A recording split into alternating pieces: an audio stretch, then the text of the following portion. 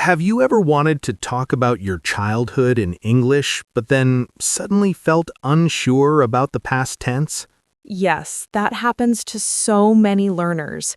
You want to tell a simple story, but then you stop and think, wait, is it was, were, went, or go? Exactly. And that is what we're talking about today, Today's topic is childhood memories. which makes this a perfect chance to practice the past tense in a natural way. Because when we talk about childhood, we almost always talk about the past. What we were like, What we liked, what we did, where we went. what we ate. And all of that gives us real, useful grammar. Welcome back to Daily English Loop. I'm Alex, and this is the place where learning English feels easy, natural, and part of your everyday life. And I'm Lisa. I really like today's topic because it feels warm and personal. Me too. Childhood memories are great for language learning because they are simple, emotional, and easy to imagine. Yes, and when you can imagine the story, the grammar becomes easier to remember. So today, we are going to do two things at the same time. First, we are going to have a real conversation about our childhoods. And second, we are going to highlight the most important past tense patterns in simple English. No stress. No complicated grammar lecture. Just a natural conversation with useful examples. Let's start with the most basic past tense verb in English, the verb to be. Good place to start. So, Alex, when you were a child, what were you like? I was a quiet kid. Really? Yes, very quiet. I was shy, I was calm, and I loved spending time alone with books. That is so different from me. What were you like? I was loud. I can believe that. Thank you, I think. I mean it in a nice way. Good. Yes, I was loud, energetic, and always moving. I was the kind of child who ran everywhere and talked all the time. So right away, we already have some useful grammar. Yes, I was quiet, I was loud, I was energetic. We use was with I, he, she, and it. Exactly. And what about were?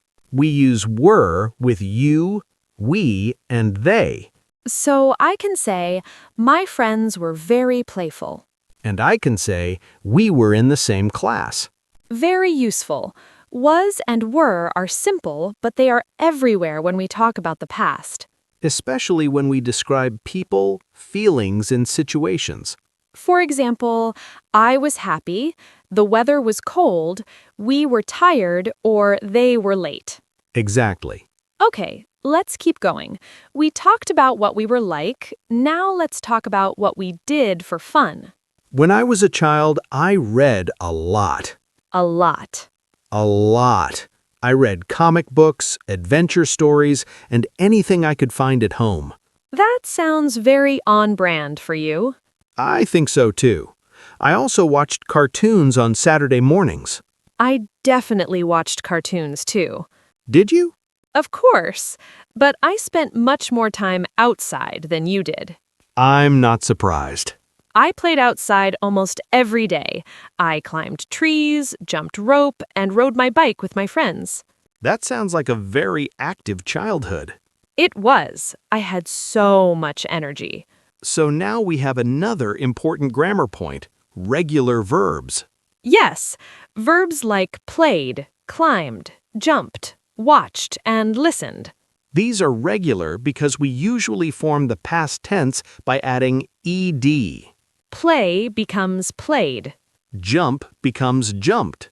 Watch becomes watched. Listen becomes listened. Very beginner-friendly.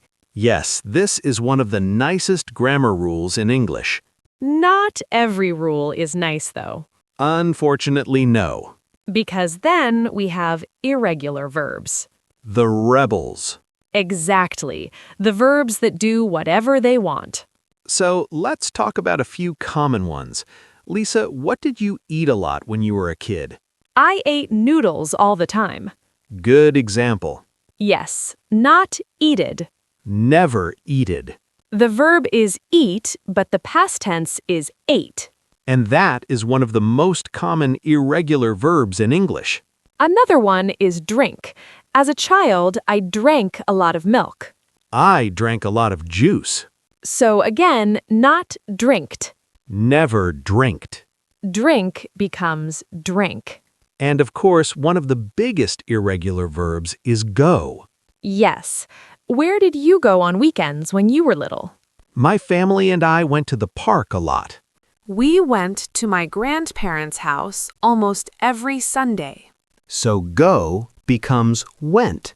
which is not similar at all. Not even a little. That is why learners need to hear and use these verbs again and again. Exactly. The more you use them in real stories, the more natural they feel. I think that is an important point. Memorizing a list helps a little, but using the verbs in a personal story helps much more. I completely agree. Let's talk about school. Did you like school when you were a child? Mostly yes. I liked reading and history, but I did not like math. Same. Really? Yes, I liked English, art, and music, but I did not enjoy math class at all. That gives us another very important grammar pattern, negatives in the past. Yes, I did not like math. Or in natural spoken English, I didn't like math. This is a rule learners really need to notice. Definitely. After did not or didn't, the main verb goes back to its base form. So we say, I didn't like it. Not I didn't liked it. Exactly. Did already carries the past tense. So the next verb stays simple. I didn't go. We didn't play. She didn't eat much. Very useful pattern. And because we use negatives all the time in real conversation, this is one of the most important past tense structures to practice. I agree. Okay, now let's move from negative sentences to questions. Good idea. Alex, did you have a pet when you were a child? Yes, I did. I had a cat. What kind of cat? A very lazy orange cat. That sounds perfect. It really was. He slept all day and only became active when food appeared. Honestly, that sounds like a good life. It probably was. So, in that question, I asked, did you have a pet? Right. And again, after did, the main verb stays simple. Did you have? Not did you had. Exactly. Then, in the answer, we go back to the normal past form. I had a cat. Have is another common irregular verb. Yes. Present, have. Past, had. Easy to remember because we use it a lot. I had a bike. We had a small apartment. They had 2 dogs. Very common and very useful. Let me ask you another question. Did you live in a city or in a small town? I lived in a small town. I lived in a big city. That matches our personality somehow. It really does. And live gives us a regular past tense verb, lived. Nice and simple. One thing I liked about living in a small town was that everything felt quiet. What did you usually do after school? I usually came home, ate a snack, and read or watched TV. I usually went outside and played with other kids in the neighborhood. That difference feels very real.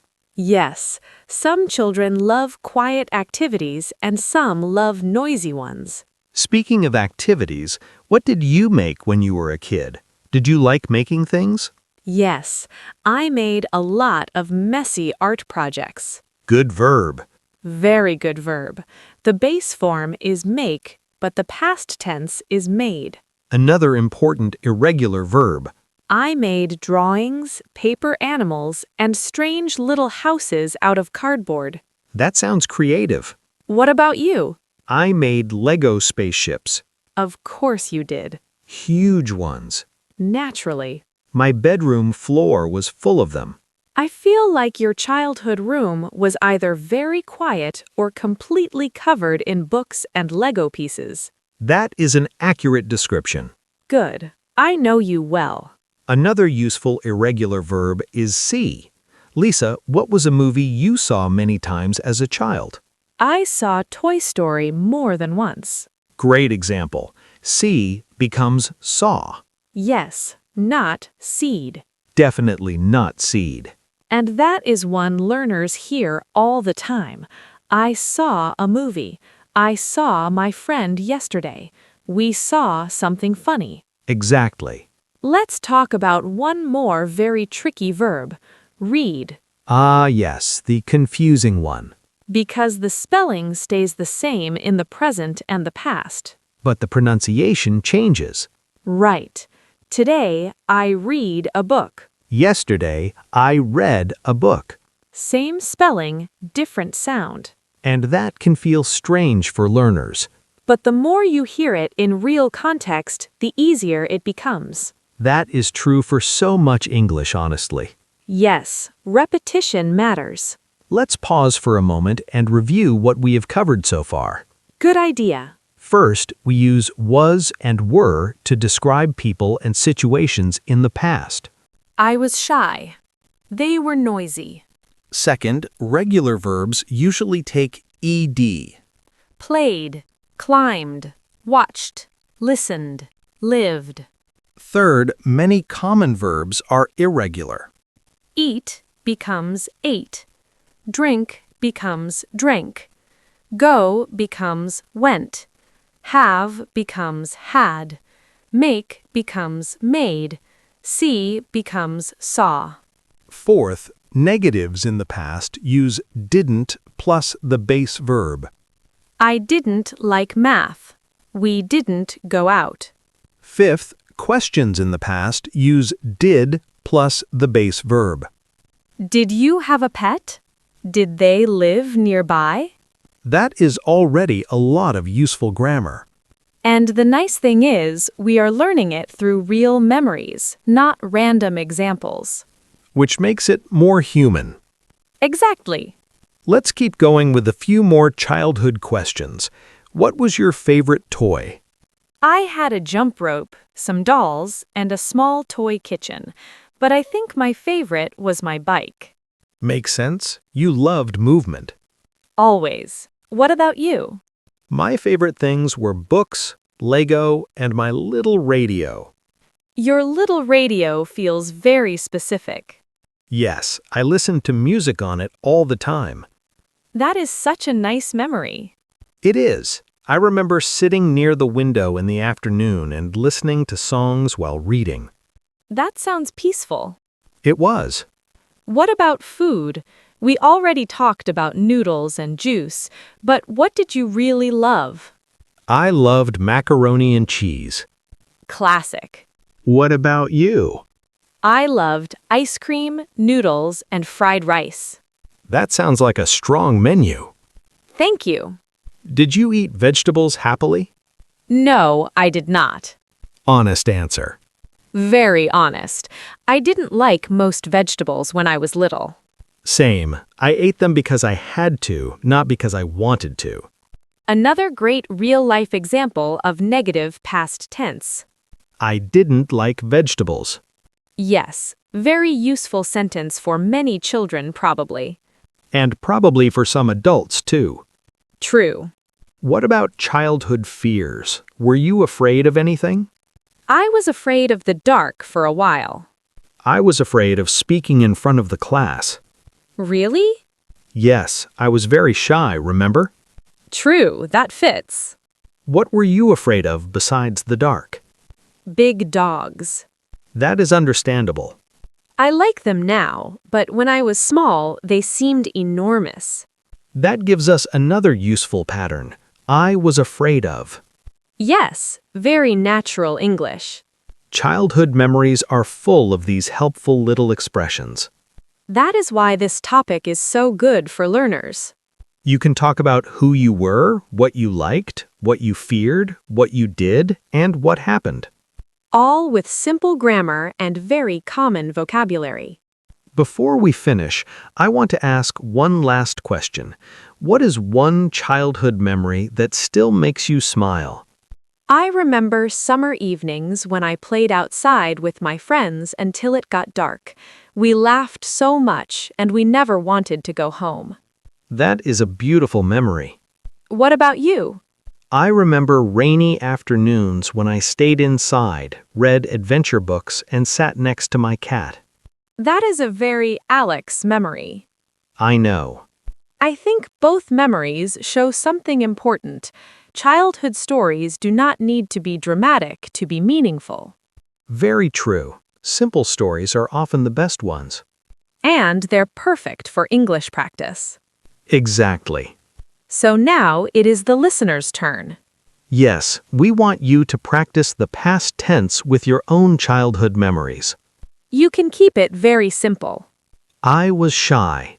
I played soccer. I had a dog. I went to my grandmother's house. I didn't like math. Did you have a favorite toy? Even short sentences like these are great practice. And when you use grammar to talk about your own life, it becomes easier to remember. That is one of the biggest secrets in language learning. Personal language sticks. Very well said. Thank you. Let's do one final recap. We talked about childhood memories. We used was and were to describe the past. We used regular verbs like played, watched, and lived. We used irregular verbs like went, ate, drank, had, made, saw, and read. We practiced negatives with didn't. And questions with did, All through a natural conversation. which is the best kind of grammar practice. So now, tell us in the comments, what were you like as a child? And what did you love doing? You can write 1 or 2 sentences or a short memory. We'd love to read them. And if you enjoyed this episode, don't forget to subscribe to Daily English Loop. Thanks for spending this time with us. Keep practicing, Keep telling your stories. and we'll see you next time. Bye, everyone. Bye!